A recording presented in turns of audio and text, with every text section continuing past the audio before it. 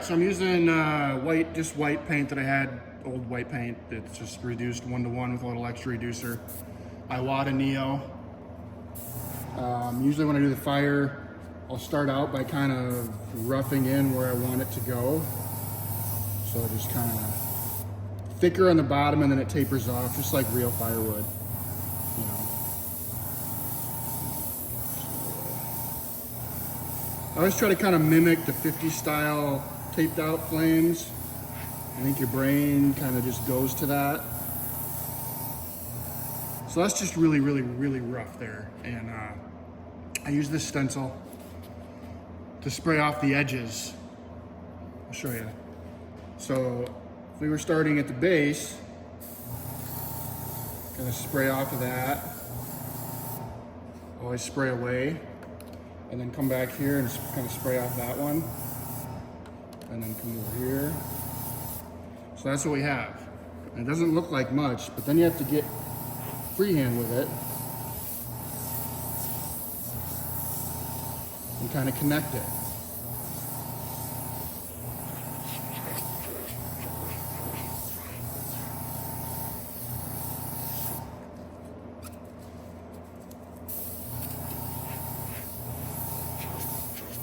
You can see I only use the stencils to complement the shapes that I've just kind of freehanded. So again, it's that half circle shape like an old school flame would be. And you come in and spray off the shape.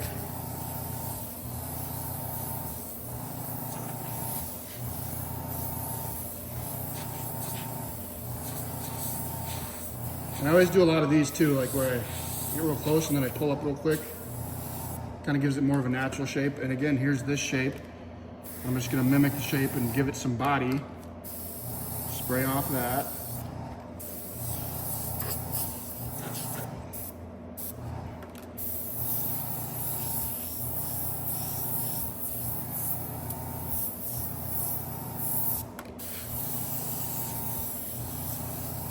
And a lot of times you can come back, especially on the first layer, and really fill it in. Fill in the body of the fire. Not all of it, just enough to kind of add a little fog there on the ends, kind of makes it look like it's glowing. Again, this is going to be blue fire, but you same for green fire, red, purple, whatever color, pink. I usually use white and then top coat it with, this is House of Color Candy Cobalt Blue. And then white and then blue and then white and then blue, and kind of till you get your whatever effect you're kind of after.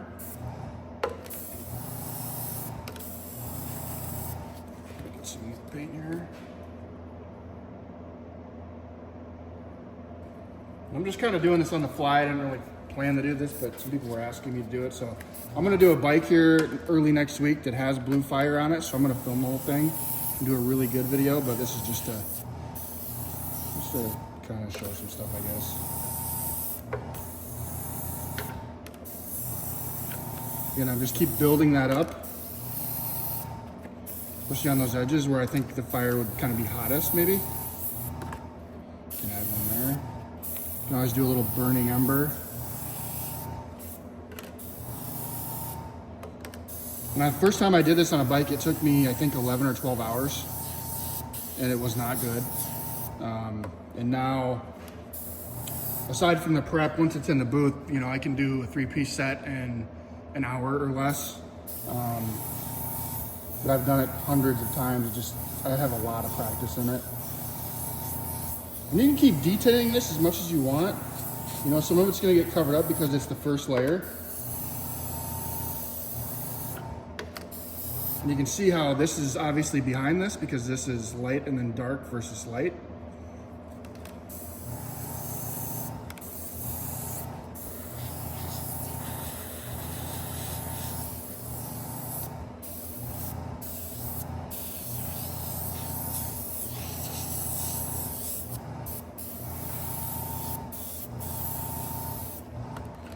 Again, we can kind of give it that so it's behind there look.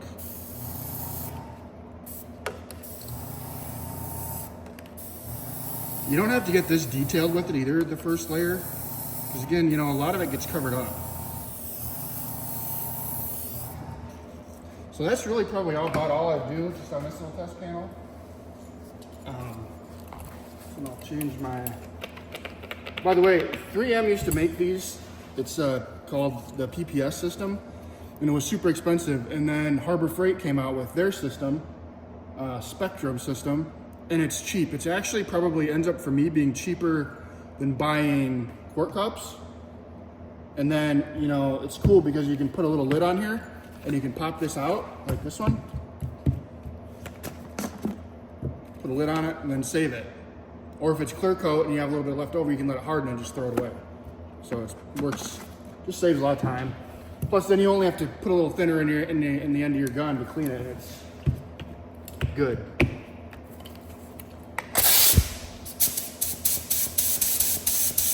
Normally I would tack this off, but it's just a test piece, so I'm not that concerned about it. But this is just a Iwata LPH 400. I've had this gun for probably 20 years. You can see how it's all reamed out in the end, but it works great. I love it. So then you just come back and coat some of this with your blue.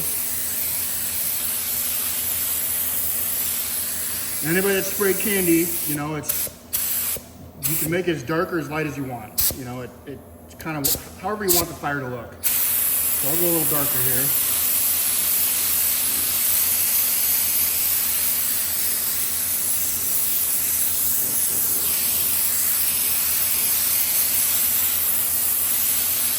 You don't have to coat the whole thing either. You know, you can do here and there a little bit, kind of whatever you want. But for me, I've kind of learned that when I do the first layer, really to coat it nice. It gives a nice background. And you know, this is sprayed very light, so it's not wet really. So then you just kind of take your white again, go back. I usually start at the bottom. And instead of putting my stencil right on that line, I would put it in a little bit more, because then you're going to get a little bit more depth to it. See how looks like it's kind of stepped out a little bit.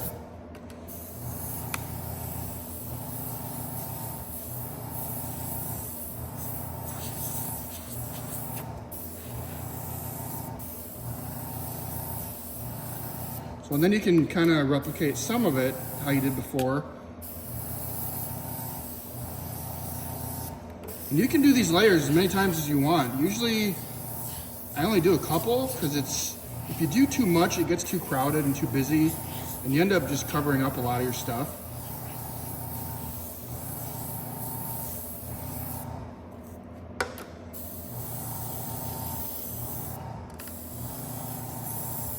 So now you also want to try to connect it so it looks like it's a whole layers. So you give it some more body. Which I know a lot of people, when they start doing this, it gets really stencily. So you only use your stencils just to kind of spray off of what you're building freehand. Otherwise it looks stenciled. It turns out kind of looking like a mess.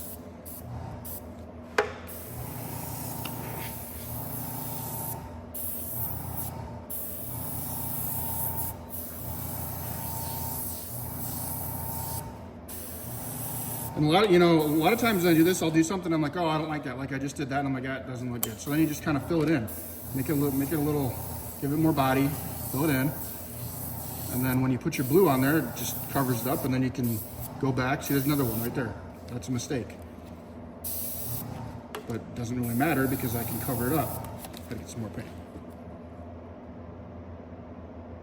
I just have a little mini air compressor bolted to my bench down here. That's what you're hearing. So you would just fill that all in and give it some more body.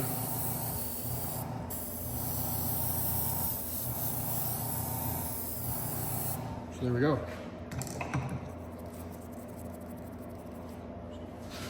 Out here. Again, you probably use a tack rag, but that's all right. This works fine for a test piece. I would never do this on like a customer bike or anything like that. But I'm just trying to show you some stuff. So again, then you got your second layer, and then again, you can go back. Now you could call this done, or you could add more if you wanted to. And I usually add a little more than this. So this next layer, you want to do it a little bit lighter. because you want it to be different than your first layer.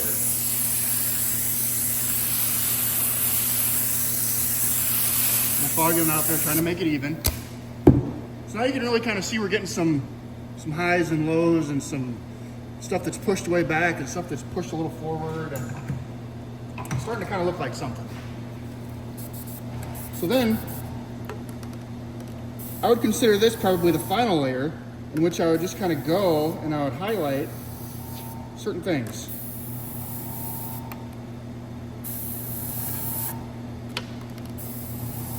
Now I'm not adding a lot more, I'm just mimicking.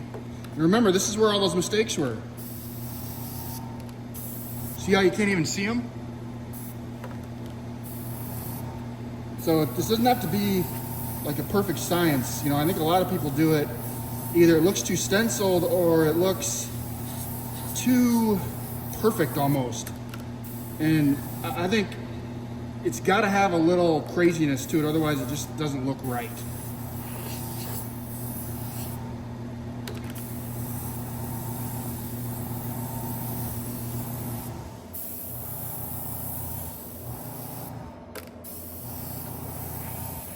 You know, you could go back through this and you could add more blue, you could do more layers, but to me, the more layers you do, you can muddy it up, and then it just doesn't quite look as good. And obviously also, not obviously, sorry about that, but when you clear it, so one thing that I noticed here is, see how I have a lot of repeating shapes? To me, that's too much. These need to be varied a little bit, they're too close. I think I probably did that because I was really trying to show you guys that that's the shape. Spray off that, light on that side, and then just take that one thing and do all kinds of different variations with it. You know, you can do it a little sideways, you can put some more flow into it, but that's kind of the repeating shape. And again, you can't rely too heavily on the stencils because it just screws it up.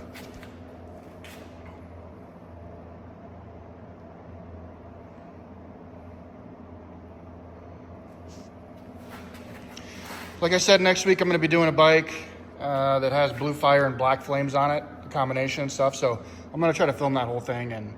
But I just thought I'd throw this up there. I'll put it on YouTube and I'll share it on my Facebook page. Please subscribe and watch the whole video if you can. That helps me out a lot. I'm trying to hit 1,000 subscribers because then I can monetize this thing and start hopefully making some type of income on it and do better videos. So thanks again.